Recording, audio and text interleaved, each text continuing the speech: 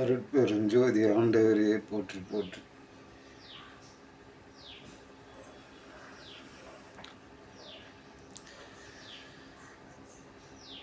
சாகா கல்வி தரத்தை சொல்கிறதுக்கே நான் வந்திருக்கேன். சாகா கல்வியை பற்றி முழுமையாக தெரிஞ்சுங்க. ஒவ்வொரு வீடியோவை முழுமையாக பாருங்கள், அப்போ தான் புரியும்.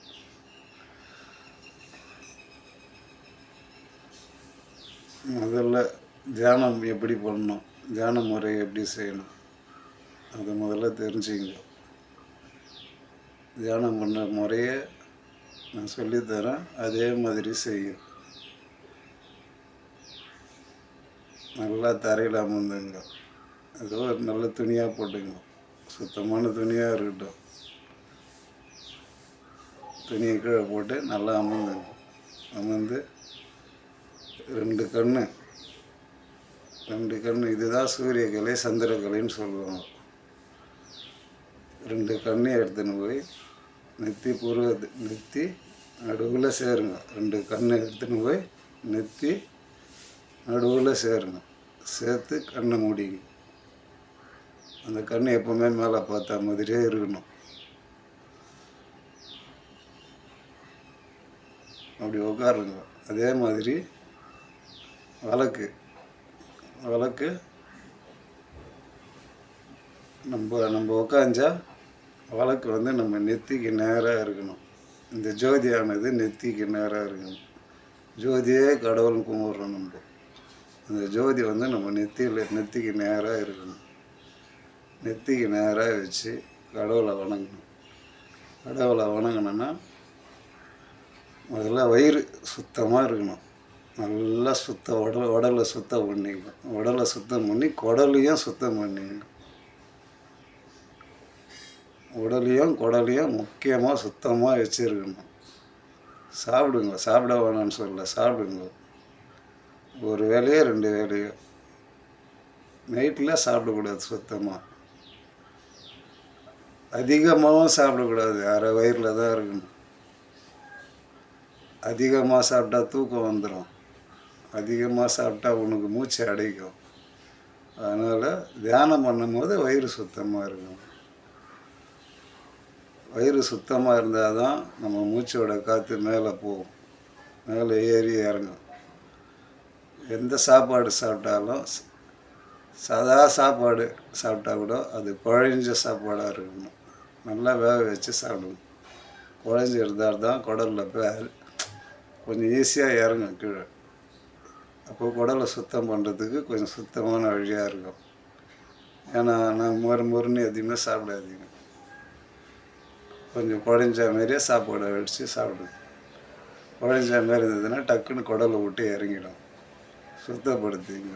அதேமாரி யோகாசனம் முறையை 2 கண்ணை எடுத்துன்னு போயிட்டு நெத்தியில் கரெக்டாக வைக்கணும்.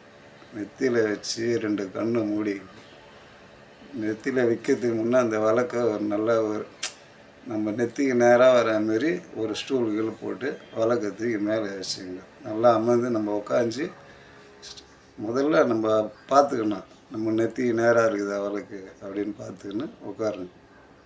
உட்காந்து நல்லா கண்ணை மூடுங்க. ஒரு வாட்டி அந்த ஜோதியை பாருங்கள். கடவுளை எல்லாம் நீதான் அப்படின்னு சொல்லிவிட்டு கண்ணை மூடுங்க. கண்ணை மூடி தியானம் பண்ணுங்க.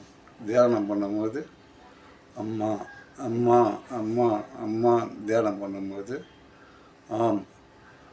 தியானத்தோட முறையும் சொல்லித்தரேன் உங்களுக்கு. ஏன்னா தெரியாத கஷ்டப்படக்கூடாது யாருமே. தியானத்தோட முறை என்னென்னா ஆ இம். ஆன்றதை அதிகமாக எழுங்க உள்ள. இம்முன்றதை லாக் பண்ணுங்க. இது 2 தான். ஆ உள்ளே போகும்போது இம் வாயை மூடிடும். மா அது வெளியே போகும். இதுதான் வாசி யோகம்னு சொல்லுவாங்க. வாசி யோகம்னா இது பெயர் தான் வாசி யோகம். உங்களுக்கு எளிமையாக சொல்லித்தரேன். ஏன்னா தெரியாத நிறைய பேர் வாசி யோகம்னா மூச்சை நிறுத்தினா செத்து போயிடுவேன். மூச்சை எப்போவுமே நிறுத்தக்கூடாது. அதுக்கு தான் மா வார்த்தை. மான்றது வெளி மூச்சு போகும், உள் மூச்சு உள்ளே அடங்கும். 2 மூச்சு உள்ளே அடங்கும் போது ஒரே ஒரு மூச்சு தான் வெளியே போகும். அதிகமான மூச்சு வெளியே போகிறதுக்கு எந்த ஒரு சான்ஸும் கிடையாது. அதனால் ஆம் உள்ளே வலிங்க, மா வெளியே விடுங்க, அம்மா. அதுக்கு தான் மந்திரத்தை அம்மான்னு சொன்னேன். புரியுதுங்களா? மந்திரம்னா என்ன? அம்மா. வாசி யோகமும் அம்மா. நம்ம உடலில் இருக்கிற 2 பாம்பும் தாய் தந்தை. 2 பாம்புன்னா அதை தான் குண்டேலி யோகம்னு சொல்லுவாங்க. அது தலைகீழே தூங்கும் நம்ம உடலில், முதுகு பின்னாடி தண்டில் தலைகீழே தூங்கும்.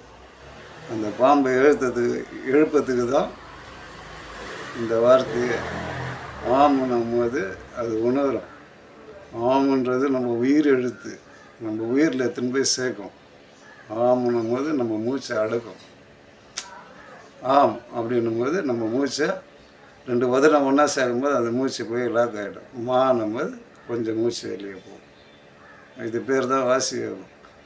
மூச்சு அடக்கணுமோ, மூச்சு அடக்கணும், மூச்சு அடக்கக்கூடாது. மூச்சு அடக்கினா செத்து போயிடுவோம். மூச்சு அடக்கிறது பெரிய பாவம். மூச்சு அடக்குனாலே நம்ம செத்துருவோம். உண்மையாலுமே கடவுளை பக்தியோடு உக்காந்து இந்த முறையை பயன்படுத்தணும். ஏன்னா நமக்கு பிறந்தது எதுக்குன்னா, ஒரு மனுஷன் நம்ம எத்தனையோ ஜென்மம் எடுத்து தான் இந்த உருவத்தை கொடுத்துக்கிறான் கடவுள். எதையோ நம்ம வேஸ்ட்டு பண்ணிடக்கூடாது. இந்த உருவம் கிடைக்கிறதே பெரிய கஷ்டம். மனித உடல் கிடைக்கிறது ரொம்ப கஷ்டம். அந்த உருவத்தை நம்ம ஒரு நாள் வேஸ்ட்டு பண்ணக்கூடாது. அதுக்கு தான் வாசி யோகம் நிறைய பேர் சொல்லுவாங்க. வாசி யோகம்னா என்னன்னு தெரியாது. மூச்சு அடக்கணுமா, மூச்சு அடக்குனா செத்து போயிடுவோம். அதுக்கு தான் நிறைய பேர் சொல்லிக்கிறாங்க, வாசி யோகம் பண்ணால் எல்லாம் கிடைக்கும். வாசி யோகம் பண்ண தெரியணும் முதல்ல. வாசினா என்ன? மூச்சு அடக்குனா நிறைய பேர் இறந்து இருக்கிறாங்க. ஏன்னா வாசி யோகன்றது நம்ம மூச்சை கட்டுப்படுத்தக்கூடாது. அது ஓடுற நிலையிலேயே ஓடி நம்ம நிறுத்தும் போது அது பேர் தான் வாசி. அதுக்கு அம்மா அந்த வார்த்தை ஆம் அப்படின்னும் போது அந்த மூச்சை உள்ளே போய் அடங்கும். மானும் போது கொஞ்சம் மேலே வரும். அதுக்கு தான் அம்மா அப்படின்றாங்க. அதுக்கு தான் அம்மான்றது நம்ம உடலில் இருக்கிற ஒரு சக்தி. நம்ம உடலில் இருக்கிற ஒரு சக்தி. அந்த குண்டேலி பாம்போட சக்தி தான் ஆம்.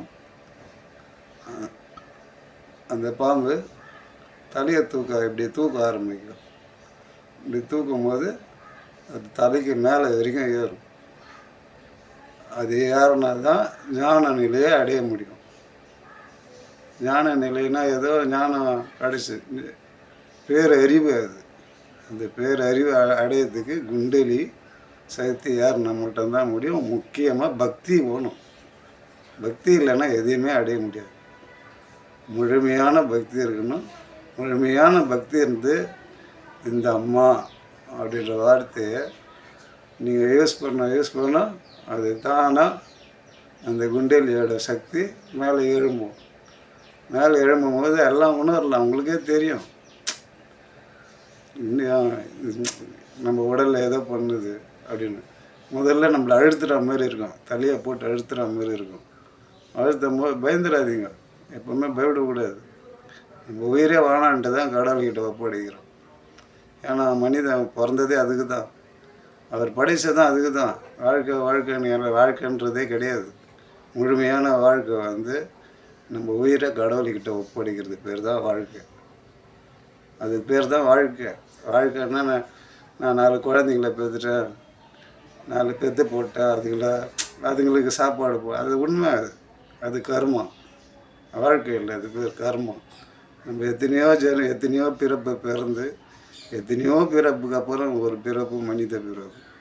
அந்த மனித பிறப்பில் தெய்வீக சக்தி அடங்கி இருக்குது. அந்த தெய்வீக சக்தியை நம்ம ஒரு நாளும் வெளியேற்றக்கூடாது. அது நம்மளால் முடிஞ்ச அளவுக்கு கடவுள்கிட்ட எடுத்துன்னு போய் ஒப்படைக்கணும். இதுதான் குண்டலியனோட சக்தி. அது மேலே ஏறி நிற்கும் போது நம்மளுக்கு ஊறும், நம்ம உடம்பு எரியும். எத்தனை வாட்டி குளிச்சாலும் உனக்கு எந்த நோயும் வராது. அதேமாரி முதல்ல உட்காரும்போது உடம்பு கை கால் எல்லாமே வலிக்கும். அந்த வலியெல்லாம் நீ பொறுப்பேற்றக்கூடாது, ஒன்றும் ஆகாது. கை வலிக்கும், கால் வலிக்கும், இடுப்பு வலிக்கும், நடுமுது தண்டு வலிக்கும், தூக்கம் வரும். இது முதல்ல தன்னை அறியாமல் தூக்கம் வரும். அதுக்கு தான் வந்து வயிறு காலியாக இருந்தால் தூக்கம் வராது.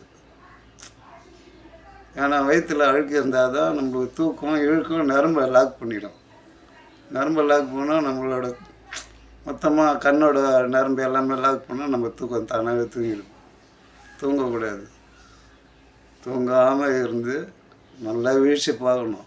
வீழ்ச்சி பார்க்கணுன்னா கண்ணை முழிச்சுன்னு போகக்கூடாது. அந்த நெத்தி பூர்வத்தை வீழ்ச்சி போகணும். நெத்தியை நம்ம எவ்வளோ நம்ம நெத்தி மேலே கண்ணை தூக்குறோமோ அவ்வளோவும் வந்து நெத்தி கண் ஓப்பன் பண்ணுறதுக்கு அது ஒரு வழி. அதுதான் வாசி யோகம்.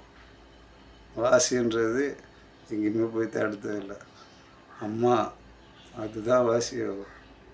அதுதான் மூல மந்திரம்னு சொல்லி அம்மான்னு சொன்னேன். அம்மா ஆம் ஆ ஏன் நம்ம உதடு மூடிக்கும். நம்ம கொஞ்சம் மூச்சு வெளியே வைப்போம். ரெண்டு மூச்சு உள்ளே எழுப்போம், ஒரு மூச்சு வெளியே தரும். அதை தொடர்ந்து செய்யும் போது குண்டேலி தானாக எழும்பும்.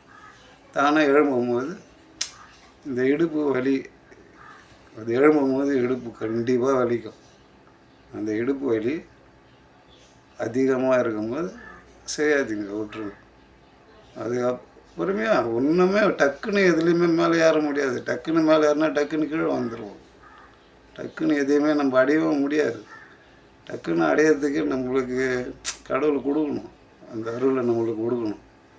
அந்த அருள் கொடுக்க தான் நம்மளுக்கு உடலில் சக்தி ஏறும். நீங்கள் உட்காந்து தவம் பண்ணால் அந்த உடலுக்கு அதிக சக்தி கிடைக்கும். அதுக்கப்புறம் நீங்களாக உட்காந்து பண்ணுவீங்க. எந்த டைமுன்னு தெரியாத உட்காந்து பண்ணுவீங்க. உங்களுக்கே புரியும், நம்மளை கூப்பிட்றாரு கடவுள்.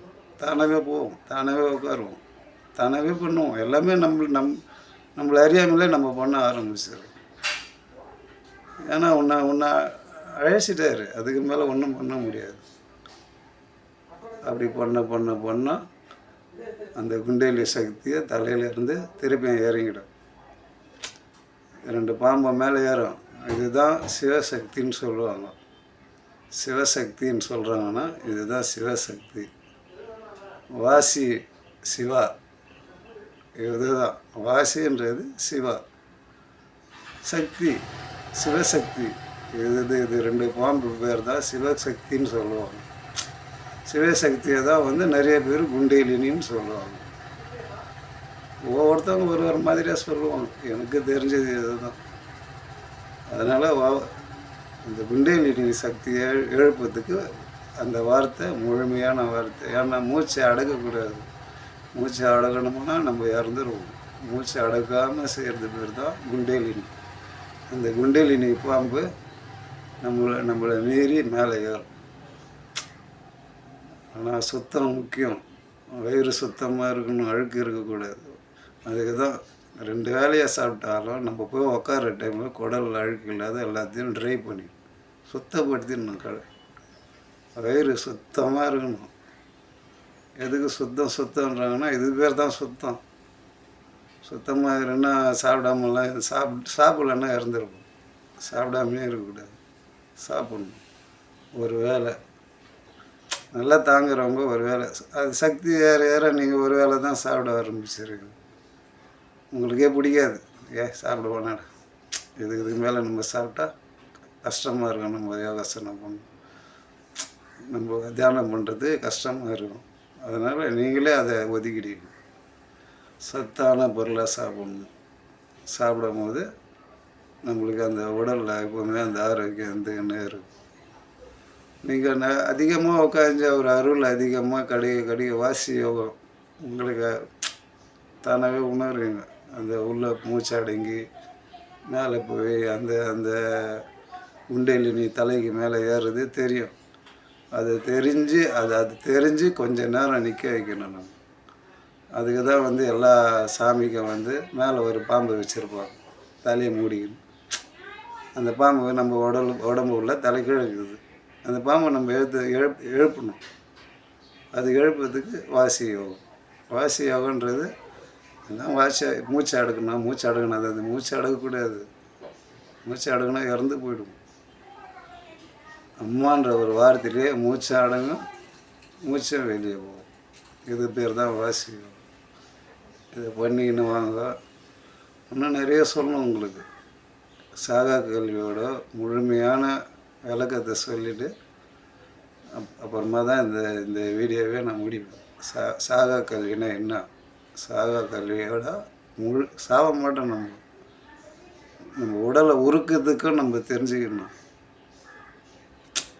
நம்ம அந்த ஜோதி முதல்ல இந்த குண்டேலி நீ மேலே போனவனே உங்களுக்கு ஒரு ஜோதி ஒன்று தெரிஞ்சிடும். குண்டேலி நீ மேலே போனவனே இந்த நெத்தி பூர்வம் தானாக சுத்த ஆரம்பிக்கும். தானாக சுத்தம். அங்கே இருக்கிற சக்கரம் அது சுத்த அது அவர் பேர் தான் நடராஜர். இந்த நெத்தியில் சுற்றுறாரு பேர். அது பேர் தான் நடனம்னு சொல்லுவாங்க. அதை சிவன் ஆடுறாரு, அங்கே ஆடுறாரு, இங்கே ஆடுறாரு. நம்ம நெத்தியில் தான் ஆடுவார். அந்த நெத்தியில் ஆட அதை அப்படியே நிலைச்சி நிற்க வைக்கணும். டக்குன்னு இறங்கும், டக்குன்னு போயிடும், டக்குன்னு மறையும். நம்ம யோகாசனம் பண்ணும்போது நிரந்தரமாக நிற்கும். தியானம் பண்ணும்போது அது நின்றோம். நம்ம உடலில் அது நிற்க ஆரம்பிக்கும். அதை அப்படியே நிலைச்சி நிற்க இந்த சக்கரெல்லாம் மொத்த உயிரம் தெரிஞ்சிடும். நம்ம மூச்சு ஓட ஓட ஓட மொத்த உயிர், நம்ம உயிர் எங்கே இருக்குது அதை எடுத்துன்னு போய் இந்த மூச்சு காற்றே உங்களுக்கு காமிச்சிடும். அடியில் இருந்து எழும்புற மட்டும்தான் உங்களுக்கு எரிச்சல், உடல் வலி எல்லாமே இருக்குது. நடு பாகத்துக்கு வந்துச்சுன்னா குளிர்ந்துடும் உங்கள் உடம்பு. அதிகமாக ஜில்லுன்னு ஐஸில் வச்சா மாரி ஆகிடும் உடம்பு. வயிறுலாம் ஜில்லுன்னு ஆகிடும். அதுக்கப்புறம் அதை ஒரு படிக்கட்டாக மேலே ஏறி நெத்தி வரைக்கும் போயிடும். நெத்தி வரைக்கும் போகும்போது உங்களுக்கு உள்ள நல்லா, அதாவது உள்ள நம்மளுக்கு 3வது கண்ணுன்னு ஒன்று இருக்குது. அது எப்போவுமே மூடியே இருக்கும். இந்த நாக்கை நம்ம மடித்து உள்ளகிற நாக்கை நம்ம தொடணும். தொட முடியாது, ஏன்னா இந்த நாக்கு எட்டாது. அதுக்கோசம் நாக்கு அறக்கக்கூடாது. நீங்கள் பண்ண இந்த நாக்கு போய் மேலே தொடும். இந்த நாக்கு போய் மேலே தொடும்போது அந்த நாக்கு இருக்குது, அது பட அந்த நாக்கில் பட மேலே நம்ம ஊசி அளவில் ஒரு கேப் இருக்கும். இதுதான் உண்மை. ஊசி அளவில் ஒரு கேப் இருக்கும். நம்ம உள்நாக்கு இருக்குது, உள்நாக்கு மேலே ஊசி அளவில் ஒரு கேப் இருக்கும். அந்த கேப்பை நம்ம குத்தணும்.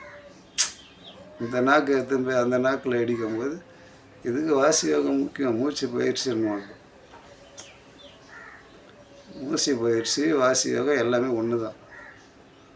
இதை நீங்கள் பண்ண உடனே மொத்தமாக எல்லாமே கிடையாது. படிப்படியாக தான் ஒன்றுக்கு. அதுக்கு தான் சொன்னேன், அம்மான்ற வார்த்தைக்கு பல லட்சம் வாட்டி நம்ம சொல்லணும். அம்மான்றது அது பேர் தான் வாசி யோகம். நிறைய பேர் சொல்ல மாட்டாங்க. அம்மாண்ணா என்ன பைத்தியக்காரன் மாரி அம்மான்னு சொல்கிறேன் அப்படின்னு கூட எல்லோரும் நினைக்கலாம். அப்படின்னும்போது நம்ம 2 உதட்டியை லாக் பண்ணிவிடும். போது வெளியே போகும். அது பேர் தான் வாசி யோகம். நிறைய பேருக்கு தெரியாது. நம்மளை எல்லாருமே அம்மான்னு கூப்பிடுறோம். தமிழில் தான் அம்மான்னு கூப்பிடுவாங்க. அம்மான்றதுக்கு அர்த்தம் யாருக்குமே தெரியாது. பெற்றவங்களை கூப்பிட்றோம். உண்மையாலுமே பெற்றவங்க நம்ம உடலில் இருக்கிற சக்திங்க. அந்த சக்தியை எழுப்புறதுக்கு அந்த அம்மா தேவைப்படுறா. அந்த அம்மா யார்? நம்ம உடலில் இருக்கிற சக்தி. நீ தியானம் பண்ணால் உனக்கு அதிகமாக உடலில் சக்தி கிடைக்கும். சக்தி கிடைக்கும் போது அருள் கிடைக்கும். மொத்த அருளும் பிரபஞ்சத்தோட அருள் எல்லாம் மொத்தமாக உங்களுக்கு கிடைக்கும். இது பஞ்சபூதம்னு சொல்கிறாங்களே, பஞ்சபூதம் நில, நீர், காற்று, நெருப்பு, ஆகாயம். இது 3 நம்ம உடலில் இருக்குது. 2 மட்டும்தான் வெளியே இருக்குது. அது மேலே தான் நம்ம நடக்கிறோம். எந்த அளவுக்கு நம்ம செருப்பு இல்லாமல் நடக்கிறோமோ அது உணர்த்தும், உங்களுக்கு புரியும். எப்போவுமே இயற்கையை வணங்குங்க. எல்லாரையும் வணங்கணும்னு தேவையில்லை. இயற்கை கடவுள் இயற்கையானவர், இயற்கையாக இருக்கிற ஒரு ஜோதி வடிவமாக இருக்கிறார். அதனால தான் வழக்கு வச்சு முக்கியமாக ஒரு முக்கியமான ஒரு ஆயுதம் எதுன்னா வழக்கு. வழக்கை எப்போவுமே நீங்கள் விடக்கூடாது. வழக்கு எப்போவுமே எரிஞ்சிடணும். நீங்கள் தூங்கும் போது கூட அந்த வழக்கு எரியணும். அந்த வழக்கோட ஜோதி ஒன்று தூங்கக்கூடாது. நீ எந்த டைம் நீ ஒரு நாளைக்கு நீ 2:30 மணிக்கு எழுந்துட்ட அப்படின்னா மறுநாள் முன்னே கரெக்டாக அந்த வழக்கு ஒன்று எழுப்போம். வழக்கோட சக்தி அது கரெக்டாக எழுப்போம். யாரோ பின்னாடி குரல் கொடுத்து ஒன்று எழுப்பிடும். எழுப்பி நீயே தெரிஞ்சு போயின்னா அது திடீர்னு நம்ம எழுந்துடுவேன். எழுந்து நீட்டாக உன்னோட ஞாபகம் எல்லாம் போய் முதல்ல வயிறை சுத்தம் பண்ணணும். இதை தான் நினைப்பேன். இதை தான் நினைக்க சொல்லும் அந்த வழக்கு. முதல்ல வயிறை சுத்தம் பண்ணணும். சுத்தம் பண்ணோன்னே நீட்டாக போய் குளிக்க தான் தோணும். நம்ம அந்த தண்ணியை தலையில் ஊற்றும் போது அதாவது இந்த பஞ்சபூதத்தோட சக்தி நம்மளுக்கு மொத்தமாக ஒன்று சேரும். அதுக்கு தான் மகான்கள்லாம் சொல்லிடுறாங்க, பூரணம்னா என்ன? உடல், உயிர், மூச்சு, காற்று 3த்தையும் ஒன்றா சேர்த்தா தான் அது பேர் தான் பூரணம்னு சொல்லுவாங்க. நிறைய பேர் சொல்லுவாங்க, நிறைய ஞானிகள் சொல்லுவாங்க. பூரணம்னா என்னன்னு தெரிஞ்சுக்கணும். நம்ம உடலும், நம்ம உயிரும், நம்ம மூச்சு, காற்று இது 3த்தையும் ஒன்றா சேர்த்தா தான் அது பேர் தான் பூரணம். அந்த பூரணத்தை அடைஞ்சால் தான் நம்ம கடவுளை அடைய முடியும். அந்த பூரணத்தை நம்ம அடையணும். நீங்கள் இதை செய்யுங்க. அடுத்த வீடியோவில் சாகா கல்வினா முதல்ல டக்குன்னு செய்திட முடியாது. நம்ம சாகாத இருக்கணும். எமனே நம்மளை பார்த்து ஓடணும். அது பேர் தான் சாகா கல்வி. எமன் பார்த்தா உன்னை பார்த்தா தூரமாக போயிடுவார். இந்த தியானத்தில் இருக்கும்போது எல்லா கடவுளும் உன்னை வணங்குவாங்க. நீ யாரையுமே வணங்க வேணாம். நீ வழக்கு ஒன்றை வணங்கினா எல்லா கடவுளும் உன்னை வணங்குவாங்க. ஏன்னா உள்ளே இருக்கிறது அவ்வளோ பெரிய ஜோதி ஆகும். அந்த சராசரத்தில் இருக்கிற ஜோதியை போய் பார்க்கறதுக்கு தான் நீ இந்த சாகா கல்வியை கற்றுக்கிற. அப்படி இருக்கும்போது தியான முறையை முதல்ல கடைப்பிடிங்க. ஒரு வீடியோலையோ ஒன்றா நான் சொல்லித்தரேன். அதே மாதிரி செய்யுங்க. வழக்கை எப்போவுமே நெத்திக்கு நேராக வைங்க. நான் சொல்கிறது ஏன்னா ஒரு சாகா கல்வியோட முழு விவரத்தையும் உங்களுக்கு சொல்லி கொடுத்துட்றேன். அது வரைக்கும் இந்த வீடியோவை நீங்கள் பார்த்துக்கினே இருக்கும். இந்த சாப்டர் க்ளோஸ் ஆச்சுன்னா இந்த வீடியோ கிட்ட நான் வரமாட்டேன். ஏன்னா இது முழுமையாக எல்லோரையும் தெரிஞ்சுக்கிறதுக்கு தான் இந்த வழி. முதல்ல மந்திரம் கிடையாது இது. ஏன்னா தமிழில் அப்படின்றது உயிர் எழுத்துன்னு சொல்லுவாங்க. உண்மை அதுதான். உயிர் எழுத்துனா எழுத்துக்கு மட்டும் உயிர் இல்லை, நம்ம உயிருக்கே உயிர் எழுத்தா. நம்ம உயிரை பார்க்குற எழுத்து எதுன்னா அதுக்கு தான் உயிர் எழுத்துன்னு பேர். அந்த காலத்தில் ஞானிகள் எழுதுன தமிழ் எழுத்து. யாரோ இங்கே திடீர்னு வந்து தமிழை வந்து எப்படியே எழுத மெய் எழுத்து. உங்களுக்கு புரிகிற மாரி சொல்லிடுறேன் பாருங்க. எனக்கு எதுவுமே தெரியாது. எனக்கு சொல்கிறதெல்லாம் இந்த வழக்கில் உக்காந்து தெரிஞ்சுப்பேன். வழக்கு எதிர்க்க உக்காந்து நான் கடவுளை கும்பிடுவேன். அந்த ஜோதியாக இருக்கிறவர் என் மனசில் ஊற வச்சு சொல்லுவார், இதெல்லாம் இருக்குது. உண்மையாக சொல்ல போனால் எழுத படிக்க தெரியாது எனக்கு. இதுதான் உண்மை. இந்த உலகத்துக்கே சொல்ல வேண்டிய சாகா கல்வியை பற்றி ஒருத்தர் சொல்கிறேன். ஆனால் எனக்கு உண்மையாலுமே எழுத படிக்க தெரியாது. ஆனால் இதை சொல்ல வைக்கிறாருன்னா கடவுள் உள்ளே இருந்து சொல்ல வைக்கிறார், எல்லாருக்கும் போய் சேரணும். அதனால தான் உண்மை. ஏன்னா நான் ஒரு புக்கு எடுத்து படிக்க தெரியாது, பாட்டு கேட்பேன், சாமி பாட்டுங்களை கேட்பேன், முருகர் பாட்டு கேட்பேன், பிள்ளையார் பாட்டு கேட்பேன், எல்லார் பாட்டையும் கேட்பேன். எல்லாத்தையும் கேட்குறதுலாம் இல்லை, உணரும் போது தான் தெரியுது எல்லாம் நம்ம உடல் உள்ளதாங்கிறாங்க. அதுக்கு தான் சொன்னேன், தங்கத்தை விட நம்ம உடலை பாதுகாப்பாக வச்சுக்கணும். ஏன்னா இவ்வளோ கடவுள் வந்து நம்ம உடல் உள்ளே இருக்கிறாங்க. இவங்கெல்லாம் எந்த கடவுளையும் நீங்கள் திட்டக்கூடாது. நம்ம இந்த மதத்தில் இருக்கிற அந்த மதத்தில் இருக்கிறோன்னு மதத்தை சாராதீங்க. மதன்றதே கடவுளுக்கு கிடையாது, நம்மளாக ஏற்படுத்திக்கணும். இது மதம் ஜாதின்றதும் கடவுளுக்கு கிடையாது. அவருக்கு என்ன ஆன்மா மட்டும்தான் தெரியும், உன் உயிரை மட்டும்தான் தெரியும். உன் ஆசையெல்லாம் உன் ஆசைக்கு நீ கஷ்டப்படணும். என்ன ஆசைப்படுறியோ அதுக்கு கஷ்டம், இதுதான் உண்மை. என்ன ஆசைப்படுறியோ அதுக்கு உனக்கு கஷ்டம், என்ன தப்பு பண்ணுறியோ அதுக்கு தண்டனை. நீ என்ன தான் மறைச்சாலும் உன்னை அறியாமல் உனக்கு தண்டனை கிடைக்கும். இது கடவுளோட நீதி.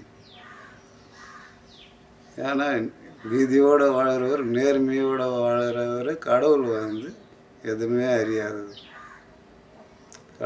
கடவுள் ஒரு குழந்தை மாதிரி. நீ என்ன சொல்கிறியோ அதுக்கு தலையாடுறவர். நீ அடையும் போது இவரை அப்பா அம்மாவா, அதுக்கு தான் அப்பா அம்மாவான்னு நினை. ஏன்னா நம்ம இந்த உலகத்துக்கு வந்தது நம்ம உயிரை எடுத்துன்னு போய் கடவுள்கிட்ட சேர்க்கறதுக்கு தான். 4 குழந்தைய பெற்றுன்னு 5 குழந்தைய பெற்றுன்னு நம்ம வாழறதுக்கெல்லாம் வரல. ஏன்னா அது எல்லா ஜீவராசியும் செய்யுது, நீ மட்டும் செய்யலை. நான் புள்ளைய பார்த்துக்கணும், நீ புள்ளைய என்ன பார்த்துக்கிற? நாய் கூட 4 புள்ளைய பெற்றுக்குது, அதுவும் பாதுகாப்பாக தான் பார்த்துக்குது, அதுவும் அந்த குழந்தைங்கள பார்த்துக்குது. அது எல்லாமே தெரிஞ்சதுக்கப்புறம் அது விட்டு போயிடுது. அந்தமாரி ஒரு மனுஷன் விட்டு போக மாட்டான். இது என் பிள்ளை உனக்கு எதுவுமே கிடையாது, இதுதான் உண்மை. உனக்குன்னு சொந்தமே எதுவுமே கிடையாது. இதை நினைச்சாலே கடவுள் உன்னை ஆட்கொள்ளும். அதுக்கு தான் அனாதைன்ற வார்த்தை நான் சொன்னேன். ஏன்னா நம்மளாம் வந்து அதாவது ஆசையிலேயே வரும். ஆசை பேர் தான் மாயின்னு சொல்லுவாங்க. எதை பார்த்தாலும் ஆசைப்படுறது. அந்த ஆசை முதல்ல நம்ம மனசை விட்டு நீங்கும். 4 பேருக்கு தர்மம், உண்மையிலுமே உயர்ந்த தர்மம் எதுனா வழக்கை பற்றி இருக்கிறவனுக்கு தான் தர்மம். வழக்கை எப்போவுமே ஜோதியை பார்த்துக்கினே இருக்கிறான் பேர், அவன் தான் அதிக தர்மம் செய்தவனு. அந்த வழக்கில் எண்ணெய் இல்லாத பார்த்துக்கணும். அந்த வழக்கை எப்போவுமே ஜோதியாக எரிஞ்சுக்கினே இருக்கணும். அதுதான் உலகத்திலேயே பெரிய தர்மம். சொன்னோடனே பேர் ஏற்றிட்டார் உண்டேலியே என் மேலே. எனக்கு தெரியுது மேலே ஏறுது. ஏன்னா உயர்ந்த தர்மமே இந்த வழக்கு ஆணையாக அது அளவுக்கு நம்ம பார்த்துக்கணும். எண்ணெய் இல்லாத அளவுக்கு பார்த்துக்கணும். எண்ணெய் அந்த ஜோதியாக, ஏன்னா ஜோதி தான் கடவுள்னு நம்ம கும்பிட்றோம். அந்த ஜோதியாக இருக்கிற வழக்கை நம்ம ஒரு நாளும் அணையாத அளவுக்கு பார்த்துக்கணும். நம்ம தியானம் பண்ணுற இடத்துல யாரையும் கிட்ட சேர்க்காதீங்க. தியானம் பண்ணும்போது அடுத்தவங்க நிழல் கூட நம்ம மேலே படக்கூடாது. அந்த நிழலை நம்ம இருட்டில் எடுத்து போய் விட்டுருவோம். அதுதான் இருள் வேலின்னு சொல்லுவாங்க. அந்த இருள் வேலியை நம்ம மேலே படக்கூடாது. அது நிழல் போட்டால் நம்மளுக்கு கடைசி எல்லாமே வெளியே போயிடும். நம்மளுக்கு எல்லா அருளும் கொடுப்பார் கடவுள். அந்த ஒரு நிழல் வந்து மேலே போடும்போது நம்மளை விட்டு எல்லாமே வெளியே போயிடும். அதை முதல்ல புரிஞ்சுக்கணும். அதேமாரி விளக்கு வைக்கும் போது வச்சுட்டு தூரமாக உட்காரணும். தூரமாக உட்காரும் போது அந்த ஒளி மட்டும்தான் அவங்க மேலே போடணுமே தவிர அந்த விளக்கு மேலே இருக்கிற இருள் கூட அவங்க மேலே போடக்கூடாது. இது முக்கியமான வார்த்தை. இது என்ன சொன்ன புரியுதுங்களா உங்களுக்கு? அந்த ஒளி மட்டும்தான் நம்ம மேலே போடணும். அது மேலே இருக்கிற இருள் கூட அந்த விளக்கு அடியில் இருக்கிற இருள் கூட நம்ம மேலே போடக்கூடாது. வைட்டாத்து நம்ம கண் எதிர நம்ம நெத்தி மேலே வைக்க சொல்கிறாரு, அந்த அந்த இருட்டு வந்து நம்ம மேலே படாமல் இருக்காது அப்படின்னு சொல்லி நினைக்காது. கொஞ்சம் தள்ளி உட்காருங்க. அப்போ வந்து அந்த அந்த அந்த இருட்டு வந்து கீழே விழுந்துடும், ஒளியில் சேராது. அந்த ஒளி மட்டும்தான் நம்ம மேலே சேரும். நீங்கள் இதை செய்ய செய்ய அதிகமாக உடலில் இருக்கிற வற்றி போயிடும். இருக்கிற நீர் எல்லாமே வற்றி காஞ்சி போயிடும். காஞ்சி போகும்போது திருப்பியும் இப்போ குளிங்க. எத்தனை வாட்டி குளித்தாலும் உங்களுக்கு நோய் வராது. நீங்கள் செய்ய செய்ய செய்ய செய்ய உங்களுக்கு சுத்தமான உடல் ஆகிடும். சுத்தமான உடல் ஆகும்போது ஜோதியான உடலாக மாற ஆரம்பிக்கும். ஜோதியான உடலாக மாற ஆரம்பிக்கும். இந்த ஜோதியான உடலாக மாறதுக்கு சில வார்த்தைகளை நான் சொல்லித்தேன். இப்போதுக்கு இந்த அம்மானா புரிஞ்சுக்கினீங்களா என்னன்னு? என்னென்னா அம்மானு ஒரு மந்திரம் இருக்குதா அப்படின்னு நினைப்பீங்க. இப்போ புரிஞ்சுக்கினீங்களா அம்மானா என்னென்னு? அம்மானா வாசி யோகம். ஆமாம், உள்ளே அழுத்துங்க, மாவை வெளியே விடுங்க. இது பேர் தான் வாசி. நிறைய பேர் சொல்ல முடியாது. இதுக்கோசம் குருக்கு எல்லாரும் தேட தேவையில்லை. ஏன்னா குருவே கடவுளும் அந்த ஜோதியான விளக்கு. அதை மட்டும் யோசனை பண்ணும். நம்மளுக்கு குருவும் கடவுளும் இந்த ஜோதி தான். அப்படி மட்டும் யோசனை பண்ணிக்கணும். கண்ணை திறந்து வச்சிங்கன்னா அந்த விளக்குலேருந்து நிறைய ஒளி வரும். நீங்கள் செய்ய செய்ய இந்த விளக்குலேருந்தே நிறைய ஒளி வரும். உங்களை டிஸ்டர்ப் பண்ணிவிடும். உங்கள் மனசை கழிச்சு விட்ரும். ஏன்னா அந்த அருள் வந்து உங்களுக்கு கிடைக்கும் போது உங்கள் மனம் நிற்காது, திருப்பி எழுந்து போயிடுவீங்க. அதேமாரி புதுசாக உட்காரவங்களுக்கு ரொம்ப நேரம் உடனே உட்காந்து செய்ய முடியாது. 5 நிமிஷமே செய்ய முடியாது, 10 நிமிஷம் செய்ய முடியாது. அப்படியே உட்காந்து பழகுங்க. ஃபஸ்ட்டு ஒரு 10 நிமிஷம் உட்காருங்க, அவ்வளோதான் உட்கார முடியும். அதுக்கப்புறம் உடம்பு வலிலாம் வந்துடும், இடுப்பு வலி வந்துடும். திருப்பியும் அதை கண்டினியூ பண்ணுங்க. அப்படியே பண்ணிக்கினே வாங்க. டெய்லி செய்யுங்க. டெய்லி செய்ய செய்ய உங்களுக்கு பழகிடும். அப்புறம் 1 ஹவர் ஆகிடும். அப்படியே பழகுங்க. அப்படியே 2 ஹவர் ஆகும். அந்த வாசி யோகம் வந்து அவ்வளோ முக்கியமான யோகம் அது. வாசி யோகம்னா மூச்சை மட்டும் நிறுத்தாதீங்க. நீங்கள் செய்துனே வாங்க, அந்த மூச்சு தானாக அடங்கும். அம்மான்ற வார்த்தை, மான்றது உங்களை விட்டு அடங்கும். அது வரைக்கும் விடாதீங்க. அம்மா அப்படின்னு சொன்னோம்மா, மான்ற வார்த்தை நம்ம நம்ம நம்ம உடல்லேருந்து தானாக மாறும். மா வந்து அடங்கும், ஆமாம் ஆகிடும். அப்படின்னும் போது அது உள்ளே அடக்கிடும். அந்த மூச்சை அடக்கிடும். அடக்கி எல்லா நிலைக்கு எடுத்துகிட்டு போயிட்டு தலையில் எடுத்துகிட்டு போய் சேர்த்துடும். இது கீழே இருக்கிறது எல்லாமே அழுக்கு. தப்புலுக்கு கீழே இருக்கிறது எல்லாம் அழுக்கு. தப்புலு மேலே அந்த பாம்பு மேலே வரணும். அது பேர் தான் குண்டேலி. குண்டேலின்னா எதோ தானே எழுந்திட முடியாது, ஏற்றிடவும் முடியாது. இந்த வாசி யோகம் பண்ணணும். இந்த அம்மான்ற வார்த்தையை சொல்லணும். அம்மா அம்மா அம்மா அம்மான்னு சொல்லிக்கினே வாங்க. அது வாசி யோகமாக மாறும். அது எத்தனை நாள் வேணால் எவ்வளோ வேணால் சொல்லலாம். அப்படியே சொல்ல சொல்ல முதல்ல சொன்ன பேர் உடலும் உயிரும் ஒன்றாகும். மூச்சு காற்று இது 3ம் ஒன்றாகும். 3ம் ஒன்றாகும் போது உங்கள் உடலில் இருக்கிற சுத்தமான ஜோதியை தெரியும். சுத்தமான ஜோதி எங்கே ஒரு மனிதனுக்கு எங்கே உங்கள் உயிர் இருக்குது, அது அடுத்த வீடியோவில் உங்களுக்கு சொல்கிறேன். ஒரு ஜோதி ஆண்டவரே போற்றி போற்றி.